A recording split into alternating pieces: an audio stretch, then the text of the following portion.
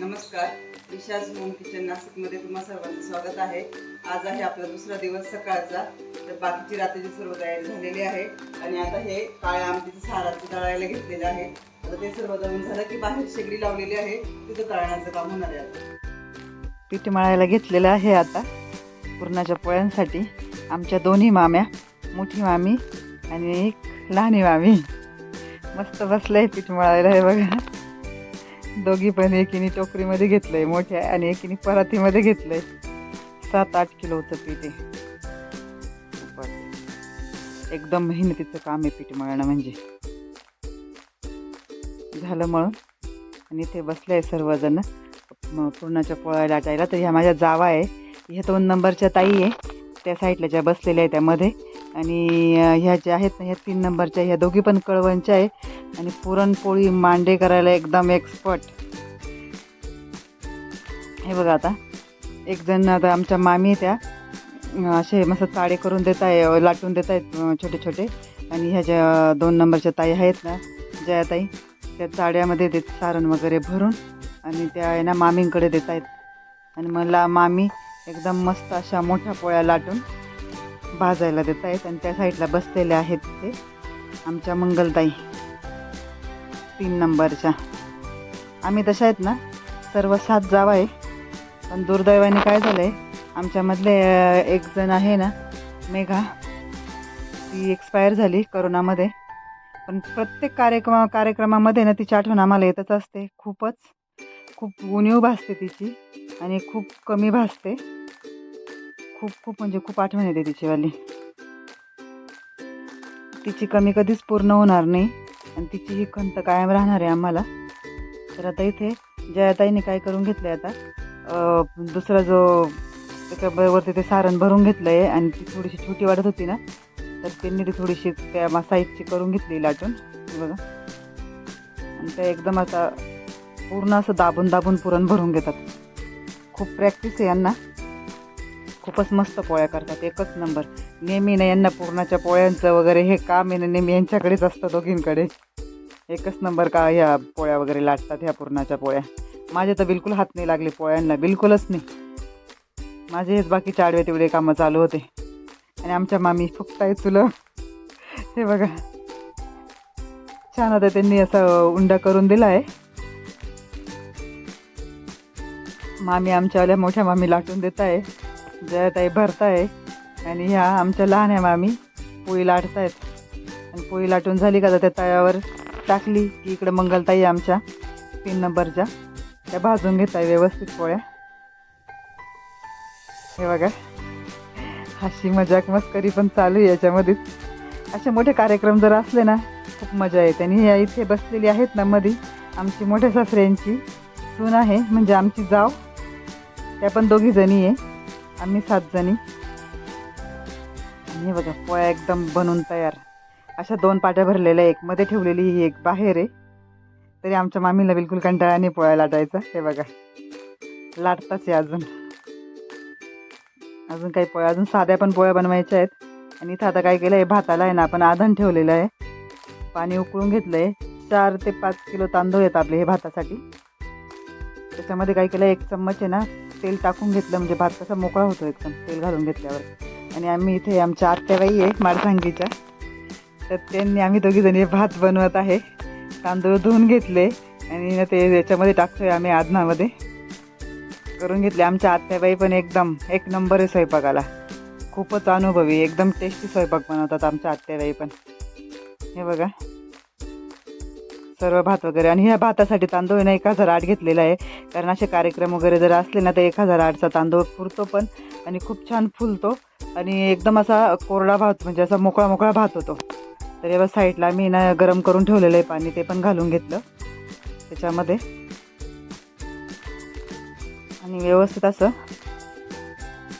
त्याला हलवून घेतलं, म्हणजे मीठ वगैरे जर असं तर सगळीकडे लागलं जाईल. ते व्यवस्थित ते असं मिक्स करून घेतलं आणि त्याच्यावरती आता झाकण ठेवून द्यायचं आहे, म्हणजे कमी गॅस ठेवायचा आहे. छोटी शेगडी घेतलेली इथं आपण, आणि त्या शेगडीवर भात घालतो आहे. आणि भात एकदम मोकळा आणि खूपच छान भात झालेला आहे. आणि इथं पापड्या तळायला घेतले. मामी तर आमच्या मामीला कोणत्याच कामामध्ये कंटाळा नाही, प्रत्येक कामामध्ये हजर. मामी तळायला बसल्या आणि मी पापड्या टाकायला बसली. हे बघा, कुरड्या तळून झाल्या, काही कुरड्या तळल्या, काही बाकी आहे. तळायचं काम सुरू आहे इथं. ही अशी शेगडी असली ना, या मोठ्या मोठ्या कार्यक्रमांमध्ये काय होतं, पटपट पटपट त्याच्यावरती स्वयंपाक उरकला जातो. काही स्वयंपाक आतमध्ये केला किचनमध्ये, काही इथे बाहेर केला आम्ही शेगडीवरती, आणि काही चुल्यावरती. म्हणजे असं मोठा कार्यक्रम असला ना, धावपळ होऊनच जाते. आणि त्यामध्ये ना प्रत्येकाला काम वाटून जातं. एकाच्याच हाती काही काम येत नाही, पण सर्वांच्या सहमतीने आणि सर्वांच्या असं एकमेकांच्या माहितीनुसार आम्ही सर्व हे कामं करून घेत असतो अनुभवाप्रमाणे. आता इथं आहे ना कुरड्या तळत होत आलेल्या आहे. छान फुलतात कुरड्या. घरच्या कुरड्या असल्या ना की एकच नंबर, कसलीच भेळ नसते त्याच्यामध्ये. सर्व तळून घेतल्या. आणि आमची मनीषा ही लहानी जाऊ सगळ्यात पापड्या भरून घेते. आमची छकू व्हिडिओ पण काढतीये आणि तिची मस्ती मजाक पण चालू आहे. आमची म्हणजे सर्वात लहानी असल्यामुळे ना मुलांची पण एकदम आवडती आंटी आहे. सर्व तिला आंटीच बोलतात आणि सर्व मस्ती मजाकने कामं चालू असतात. तिला भरायला बसवलं पिशव्या. म्हणजे ना पिशव्यांमध्ये जर भरून ठेवल्या या पापड्या तर ह्या साधाळणार वगैरे नाही, काहीच नाही. आणि एकदम जेवणापर्यंत एकदम छान राहतील. म्हणजे जेवणापर्यंतच नाही, 1-2 दिवस पण त्या आहे ना, 2-3 दिवस अशा जर बांधून ठेवल्या व्यवस्थित तर हवा जात नाही, काही नाही, एकदम व्यवस्थित राहतात. तर आता ह्या पापड्या तळून घेतोय. पापड्या पण पटपट पटपट करून घेतल्या. एका वेळेस आहे ना 2-2, 3-3 पापड्या घालून घेतोय आम्ही, म्हणजे पटपट होण्यासाठी. कारण भरपूर उशीर झाला, पाहुणे पण यायचे, आता वेळ होईल. तर चाललं आहे आमचं पटपट पटपट. पापड्या तळून झाल्या आणि आमचं मनीषाचं चाललंय भरायचं काम. पिशव्या भरू राहिली ती. हा मामीची मस्ती चालू आहे. मामीला म्हटलं, मामी चला पटपट पटपट पटपट घ्या तळून पटापट. मामी म्हणते आता त्याला लाकडं लावायचे का गॅसला. जेवढं त्याच्यामध्ये बसतंय तेवढं तर तळतच आहे. आमच्या मामींना बिलकुल राग येत नाही. दोन्ही पण माम्यांना नाही, किती चेष्टा करा, किती मस्करी करा, काहीच नाही. त्यांच्याशिवाय आमच्या कार्यक्रमांना अजिबात शो नसतो, बिलकुलच नाही. हे बघा आमची मनीषा भरते कुरड्या. आणि इथे आता गुळवणी बनवायला घेतलं आहे. गुळवणी बनवण्यासाठी ना आम्ही आधी गरम करून घेतलं आहे पाणी. 1 कळशी पाणी गरम करून घेतलं आणि त्याच्यासाठी ना 2 किलो गूळ घेतला आहे आम्ही गुळवणी बनवण्यासाठी. आणि व्यवस्थित आता ते गॅसवर ठेवून त्याच्यामध्ये हा गूळ सगळा घालून घेतला. आणि व्यवस्थित मी असा तो पगळून घेते तो गूळ पूर्ण. गुळवणी बनायला फार काही त्यात कष्ट लागत नाही. आणि असं काही अंदाज वगैरे आपला अचूक पाहिजे, जास्त फिक्कं नको, जास्त गोड नको, कारण पुरणपोळ्या पण आपल्या गोडच असतात. त्याच्यामुळे ते भान ठेवून आपल्याला हे गुळवणी बनवायचं असतं. आमच्या आत्याबाईंना विचारून हे सर्व किती पाहिजे, काय पाहिजे, तर त्याप्रमाणे सगळं आम्ही टाकून घेतलं. आणि त्याच्यामध्ये ना आता आम्ही जी वेलची पूड आणि जायफळ वगैरे बारीक करून ठेवलेलं आहे ना, ते आता घालून घ्यायचे. आधी हे सर्व पूर्ण गूळ वितळून घेतला. थोडासा वेळ लागतो, जास्त काही वेळ लागत नाही याला वितळायला, पण फक्त हलवत राहायचं म्हणजे खाली लागत नाही. बूड वगैरे जर पातळ असतं ना तर लागलं जातं. आणि मोठ्या शेगडीवरती थोडीशी काळजीच घ्यायला लागते ह्या स्वयंपाक बनवताना. तर व्यवस्थित असा गूळ असा हे करून घेतला, व्यवस्थित तो असा मेल्ट करून घेतला त्याच्यामध्ये. आणि आत्यांनी आता त्याच्यामध्ये जे सुंठ वेलदोडीची आम्ही ते सुंठ वेलदोडीची पावडर करून ठेवली होती ना, ती घालून घेतली. लागेल तेवढीच घातली, जास्त पण घालायची नाही तर खूप डार्क त्याचा पूर्ण असं वेगळंच लागतं. त्यापेक्षा एकदम थोडं आणि असं मापामध्ये घालून घ्यायचं. आणि आम्ही परत काय केलं, याच्यामध्ये थोडंसं घट्टपणा आणि अजून चव वाढवण्यासाठी ना काजू आणि बदामची पावडर करून घेतली. आणि याला उकळी आली की मग आपण ती घालून घेणार आहे काजू बदामची पावडर. म्हणजे त्याने दिसायला पण छान दिसतं आणि टेस्ट पण खूपच छान, एकच नंबर लागते. उकळी करून घेतली त्याची. आणि आता इथे आपण काजू बदाम घालायला घेऊ. तेव्हा छान अशी पूड करून घेतली आणि इथे काजू बदाम घालून घेतोय आम्ही. भरपूर असं पूर्ण मिक्सरचं भांडं भरूनच काजू बदामची पावडर करून घेतली आणि ती त्याच्यामध्ये घालून घेतली. आणि आता ही काजू बदामची पावडर घालून घेतली की 10-1 मिनिट तरी ना चांगलं छान असं उकळून द्यायचं ते. म्हणजे कसं ते शिजलं जाते ती पावडर पण त्याच्यामध्ये, आणि एक कसा घट्टसरपणा त्याच्यामध्ये येतो. खूपच भारी, एकच नंबर लागतं हे गुळवणी. खीर पण करतात कोणी कोणी, पण आमच्या पाहुण्यांना खीर वगैरे आवडत नाही, म्हणून आम्ही ना गुळवणी केलं. बऱ्याच दिवसातून आम्ही खाणार आहे आज गुळवणी. खूप दिवसाचं गुळवणी खाल्लेलं नाही आहे. आता काय होतं माहिती का, पुरणपोळी वगैरे जर बनवली ना आपण डायरेक्ट दूध घेतो खायला, किंवा मग खीर बनवत असतो काही कार्यक्रम वगैरे जर असला काही, तर त्याच्यासाठी अशी पातळ खीर असते ती बनवत असतो. आणि इथं आता आपण तेल घालून घेणार आहे सारासाठी. आम्ही काय केलं आहे आधी किचनमध्येच काय केलं, छोटी कढई ठेवली आणि कढईमध्ये तेल घालून घेतलं, आणि त्याच्यासाठी ना साराला आता आपण परतून घेणार आहे. साराचा जो मसाला आहे ते सर्व वाटून घेतलं आहे, ते सर्व वाटण ते आता इथं परतून घ्यायचं आहे. पाहिजे तेवढं तेल घालून घेतलं आहे मी.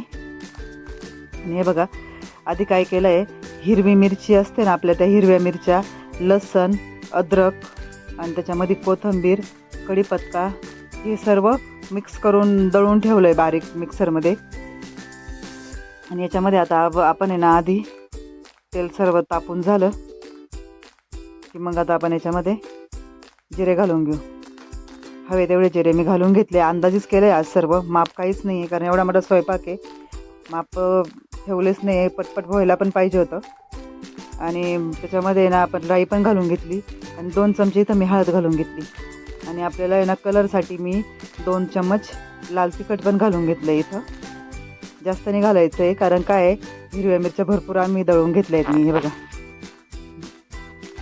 जवळजवळ 25 ते 30 हिरव्या मिरच्या मी इथं दळून घेतल्या आहेत. जास्त असतील याच्यापेक्षा, म्हणजे पावशेर मिरच्या जर याच्यामध्ये मी तिखट मिरच्या इथे दळून घेतल्या आहे. त्याच्यामध्ये लसूण पण भरपूर, केवढा मोठा लसूण आहे, आणि याच्यामध्ये अद्रक आहे, आणि बाकीचं कढीपत्ता आणि कोथिंबीर, हे सर्व हे मिश्रण हे आता मी फ्राय करायला घेतलं आहे. हे व्यवस्थित मी कढईमध्ये फ्राय करून घेतलं. आणि नंतर बाकीचे मसाले, जे कांदा वगैरे, कांदा भाजून आणि दळून ठेवला आहे. परत खोबरं पण, खोबऱ्यामध्ये पाणी नाही घातलं आहे दळताना, असं भाजून व्यवस्थित असं थोडंसं असं ब्राऊन करून घेतलं, आणि बिना पाण्याचं दळून घेतलं आहे. आणि इथे व्यवस्थित हा मसाला आधी शिजवून घ्यायचा. मला याच्यामध्ये थोडीशी हळद कमी वाटत होती, मी पुन्हा 1 चमचा हळद घालून घेतली याच्यामध्ये, कारण सार आपला भरपूर आहे, एक मोठं पातेलं भरून सार बनवायचं आहे आपल्याला, त्यासाठी. छान असं परतून यायला आहे ना, सारखं हलवत राहायचं आहे, खाली बिलकुल लागून नाही द्यायचं आहे. तेल सुटेपर्यंत हा शिजवून घ्यायचा, एकदम मस्त होतो. आणि याच्यात काय होतं, जास्त जर बनवलं ना याची चव अजून येते, कारण डाळ वगैरे सगळं जास्त प्रमाणात असतं, त्याचं पाणी काढलेलं असतं ना, अप्रतिम, एकच नंबर चव लागते. अशा प्रकारे सार तुम्ही पण करून बघा, खूपच भारी लागतो, एकदम भन्नाट लागतो.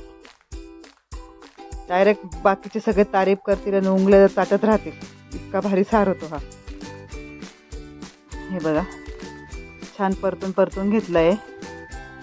पण आहे ना, आता असं वाटतं आहे की ही कढईमध्ये ना कमी पडणार आहे. आता आम्ही काय करणार आहे माहिती का, ही कढई पण बाहेर घेऊन जाणार आहे, आणि मोठ्या शेगडीवर डायरेक्ट मोठ्याच पातेल्यामध्ये ना आता त्याला फोडणी देऊन घेणार आहे. चला, आपण आता बाहेर घेऊन आलो आहे आम्ही हे सर्व.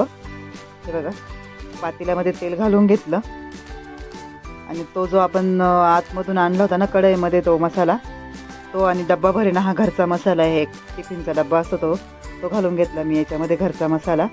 आणि जो कढईमध्ये आपण आधी फ्राय करून घेतला तर तो सर्व मसाला तो याच्यामध्ये घालून घेतला, या मोठ्या पातेल्यामध्ये. आणि व्यवस्थित तो मसाला काढून घेतला, आणि व्यवस्थित असा शिजवून फ्राय करून घेतोय आम्ही तो. हे बघा, आता याच्यामध्ये हे सर्व व्यवस्थित हलवत राहायचं आहे सारखं. आणि जो कांदा आणि जे खोबरं वगैरे होतं ना, ते पण याच्यामध्ये घालून फ्राय करून घेते आता. हे बघा, छान असा मसाला एकदम तेलामध्ये शिजवून घ्यायचा आहे. वेळ लागतो थोडा, पण एकच नंबर टेस्ट येते त्याला, आणि एकच नंबर चव लागते, खूपच भारी. हे बघा, त्याच्यामध्ये मी 1 वाटी मसाल्याची वाटी असते ना, ती 1 वाटी दुकानातला मसाला घातला आहे, कोणत्याही कंपनीचा घाला तुम्ही. आणि एक ना खानदेशी मसाला असतो, तो 1 वाटी घातला आहे. आणि आपला 1 डबा आपला घरचा मसाला घालून घेतला आहे. बाकी काहीच घालायची गरज नाही, एकदम भारी, एकच नंबर तयार होतो हा मसाला. आपला काळा सार, याला काळी आमटी पण बोलतात, सार पण बोलतात. हे बघा, थोडंसं तेल घालून घेतलं, आणि मस्तपैकी असा थोडासा शिजून द्यायचा आहे आता हा तेलामध्ये. छान शिजला ना की मग आपण जे आधीच काल रात्री तुम्हाला दाखवलेलं बघा, तो कड काढून ठेवलेला शिजलेल्या डाळीचं पाणी ते फ्रीजमध्ये ठेवलेलं होतं आम्ही. मग काय करायचं माहिती आहे का, त्यासाठी ना पाणी गरम करून घ्यायचं. कळशीभर पाणी आम्ही गरम करून घेतलं आणि त्याच्यामध्ये ना ते गरम पाण्यामध्येच ते सगळं कालवून घेतलं. ते डाळ आम्ही नंतर परत अर्धा किलो डाळ आहे ना कुकर लावून घेतली सारासाठी. वेगळी डाळ शिजवून घेतली आम्ही आणि ती डाळ पण आहे ना व्यवस्थित मिक्सरमध्ये फिरवून घेतली आणि ती पण पाण्यामध्ये पूर्ण अशी फोडून घेतली, म्हणजे गठुळ्या वगैरे फोडून घेतल्या पाण्यामध्ये, गरम पाण्यामध्ये. आणि मग आता ती याच्यामध्ये आपण इथं घालून घेणार आहे. म्हणजे साराला टेस्ट पण खूप छान येते आणि कलर पण एकदम खूप भारी येतो.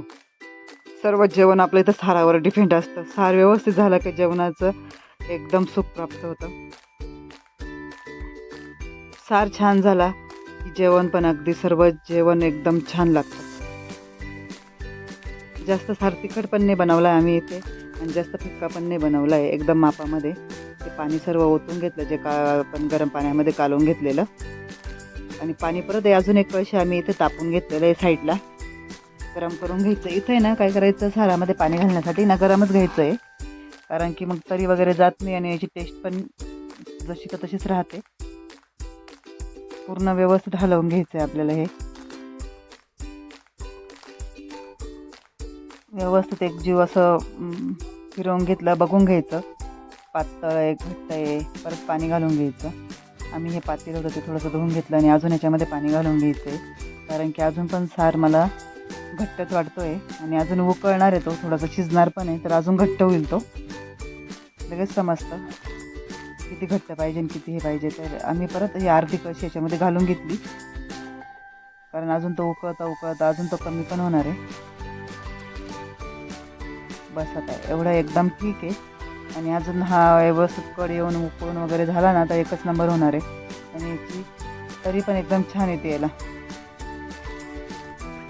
छान उकळून घ्यायचा. हे बघा सार आपला उकळून झाला. याच्यामध्ये ना हवं तेवढं मीठ घालून घेतलं चवीनुसार. आमच्या आत्याबाईला विचारून असं घेतलं आहे आम्ही. आमच्या मामी पण बसलेल्या आहे तिथं आम्हाला गाईड करायला.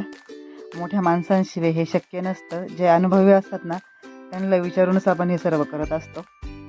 एकदम काही कोणी शिकत नाही. प्रत्येकजण काय होतं बघून बघूनच शिकतं कोणी पण. हे बघा तर डेअरिंग महत्त्वाची आहे. कोणत्या पण कामाला डेअरिंग केली पाहिजे की नाही मला करायचंच आहे आणि मला हे येणारच आहे. तर आपण जर घाबरत राहिलो करायला जर नाही घेतलं तर होतच नाही ते. म्हणून काय करायचं आहे विचारून का होईना पण बनवायचं आहे आपण. तर आमचे हे सर्व मोठे स्वयंपाक आम्ही बाया घरीच बनवत असतो एकमेकीच्या असं विचाराने. आणि इथं ना थोडासा गुळ घालून घ्यायचा. गुळाने काय होतं, आपण ही काळी आमटी बनवतो आहेत ना तर जे करपट ढेकर वगैरे येतात ते येत नाही आणि जो आपला साराचं जे आपलं हे असतं ना तरी ती पण जात नाही. एकदम तरी पण जशी का तशीच राहते. आणि जो गुळ आपण असं जेवण झाल्यावरती वगैरे खातो बघा, कशासाठी खातो तो जळजळ वगैरे झाल्यानंतर खातो. पण याच्यामध्ये जर टाकला ना तेवढा गुळाचा खडा, आता हे जास्त होतं म्हणून मी एवढं टाकलं आहे. आपलं घरचं जर असतं तर थोडं टाकायचं. मी आधीच्या पण चॅनलमध्ये काळा सार बनवताना याच्यात गूळ टाकलेला आहे. आणि आपलं सार तयार आहे आणि मी इथे काय केलं आता